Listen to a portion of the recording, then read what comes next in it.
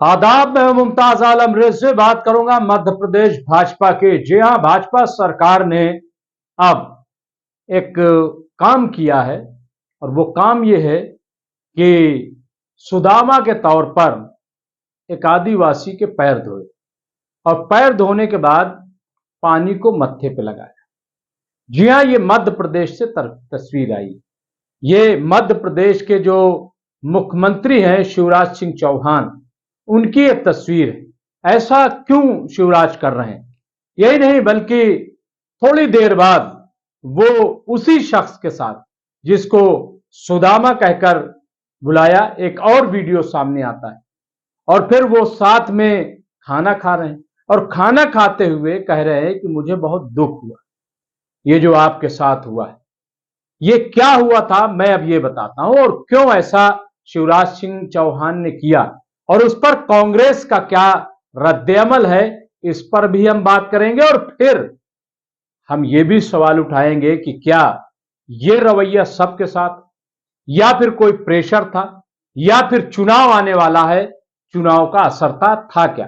दरअसल आपको याद होगा कि मध्य प्रदेश में एक आदिवासी लड़का, आपने देखा होगा, उस पर एक विधायक है मध्य प्रदेश सीधी के भाजपा के विधायक हैं केदार शुक्ला, उनके प्रतिनिधि प्रवेश शुक्ला है, उन्होंने उस आदिवासी नौजवान के ऊपर, शख्स के ऊपर पेशाब कर दिया, उसके ऊपर पेशाब कर दिया और वो वीडियो वायरल हो। अब जब वीडियो वायरल हुआ तो जाहिर है कि इतना शर्मनाक था, इतना शर्मनाक था कि इससे पूरा मुल्क हिल गया, दहल गया कि क्या यही है नया भारत? क्या भाजपा के चाल चलन चरित्र यही है? क्या एक आदिवासी की इज्जत ये है? और तरह तरह के कार्टून्स आने लगे, बयानात आने लगे, इस बात की मजम्मत होने लगी। और फिर भाजपा ने जब ये सब देखा कि मामला बिगड़ रहे हैं, क्योंकि मणिपुर तो जल रहा है, मणिपुर में आदिवासियों का क्या हाल है वो आपको पता है।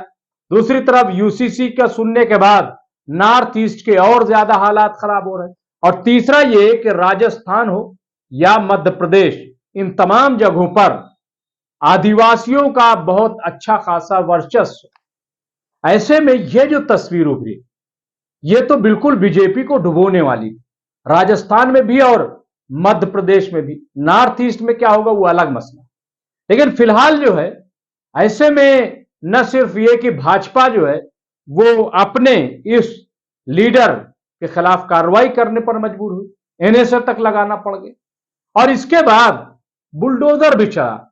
लेकिन पहली बार मैंने देखा कि बुलडोजर डरते भी हैं, वरना तो ऐसे दंदनाते फिर रहे हैं। आप हर जगह देखिए, मध्य प्रदेश हो, उत्तर प्रदेश हो, कर्नाटक तक में शुरू हो गया था, दंदनाते हैं ये बुलडोजर। कितनी भी बड़ी बिल्डिंग हो, एक लम्हे में ये उसको जमींदोज कर देते हैं। लेकिन पहली बार मैंने देखा कि जब ये प्रवेश शुक्ला के यहां गए तो वहां बुलडोजर जमीन खरबोट रहा था, पेड़ को बार बार पेड़ को हिला रहा था वो, मतलब उसकी हिम्मत नहीं पड़ रही थी। मैंने कांपते हुए बुलडोजर को पहली बार देखा। वाकई बुलडोजर भी डरते हैं। और फिर वो पूछ रहा है कि अब क्या करें, तो एक पूरे घर में एक झोपड़ी थी, उसको गिराया गया बमुश्किल तमाम, हांफते कांपते डरते डगमगाते हुए। तो ये काम हुआ, लेकिन इससे भी बात नहीं बन रही। बार बार सवाल पूछा जा रहा था भाजपा से, बार बार सवाल पूछा जा रहा था मामा जी से कि आखिर क्या हो रहा है ये। और कांग्रेस जाहिर है कि अपोजिशन में है तो सवाल तो उठाएगी, एक के बाद एक, एक के बाद एक, एक के बाद एक वार जब हुए तो मामा जी जाग गए, मामा जी बेदार हो गए। उन्होंने फौरन उस शख्स का पता लगाया और पता लगाने के बाद उसको सुदामा बनाया और खुद बन गए कृष्ण। जी हां, आपको याद होगा सुदामा और कृष्ण वाला। वैसे तो बीजेपी हर बात में मजहबी पहलू निकाल लेती है, उसको बचाव भी करना है और काम भी करना है, तब उन्हें सुदामा बना दिया, यानी एक आदिवासी को सुदामा बना दिया। अब इस पर भी तो सवाल खड़े हो सकते हैं कि क्या सुदामा आदिवासी थे? कौन थे सुदामा? अब इस पे कोई नहीं बोल रहा है। क्या सुदामा जी की तुलना एक आदिवासी से कोई हिंदू कर सकता है, लेकिन ये किया गया। सुदामा बनाया गया, उनके चरण धोए गए, बाकायदा उसकी रिकॉर्डिंग होती है, और रिकॉर्डिंग के बाद वो चरण के जो पानी है वो आप देख लीजिए, मैं दिखा रहा हूं आपको। उसके बाद उस पानी को मत्थे पे लगाया जाता है, और बात यहीं पे नहीं खत्म होती है। फिर शिवराज सिंह चौहान बाकायदा जो है वो टेबल लगाते हैं, दस्तरखान सजता है, फूल पत्ती हार माला सब कुछ। पहली बार मैंने ऐसे किसी की दावत देखी है कि फूल माला के साथ शख्स बैठा है और उसके बाद वो खाना हो रहा है, और पछतावा भी शिवराज सिंह कर रहे हैं कि आपके साथ जो हुआ उससे मैं बहुत दुखी हूं। गुर्बत जो है वो तो किसी के साथ आ सकती है, बहुत खराब चीज, अन्याय हुआ आपके साथ। अब ये जो वीडियो वायरल किया गया तो इस पर कांग्रेस का रद्द-ए-अमल आया। सबसे पहला रद्द-ए-अमल तो यह आया कि मोदी जी बेचैन हो गए होंगे कि ये तो मामा जी यानी मध्य प्रदेश के शिवराज सिंह चौहान मुख्यमंत्री हमसे बड़े ड्रामाबाज निकले, इन्होंने तो नंबरबाजी मार ली ड्रामा करने में। तो ये तमाम इस तरह के कमेंट्स जो हैं वो अब देखने को मिल रहे हैं। कांग्रेस हमले पे हमला कर रही है।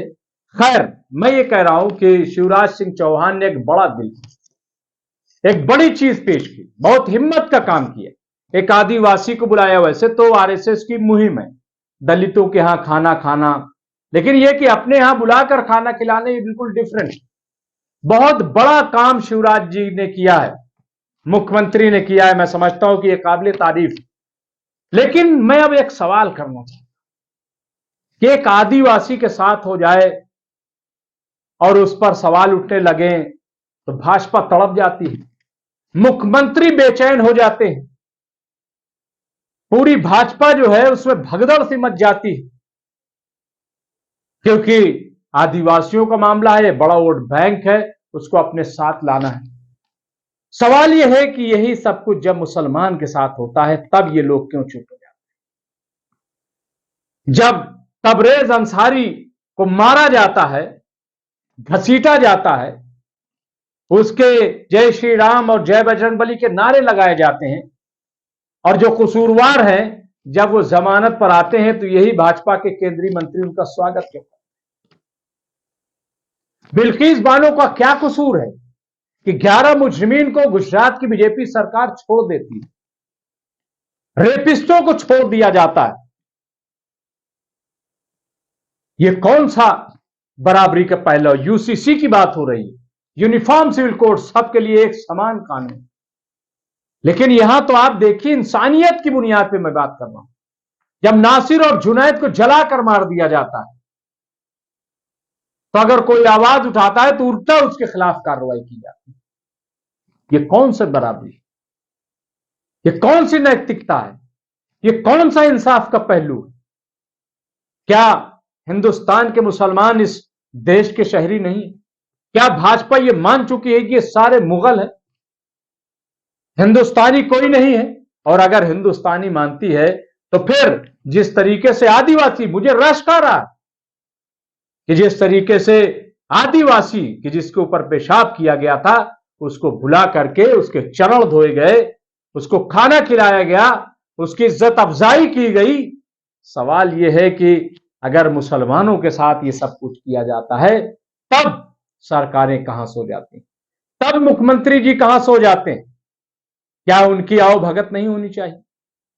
लेकिन वहां तो यह लग रहा है कि अगर हिंदू मुस्लिम शायद नहीं होगा, यहां तो हिंदू मुस्लिम का मसला नहीं है, लेकिन हिंदू मुस्लिम का मामला आ जाएगा और मुसलमानों के साथ कहीं ऐसा कोई हुस्न सलूक कर दिया गया तो कहीं हिंदू वोटर नाराज ना हो जाए, वो हमसे दूर ना हो जाए।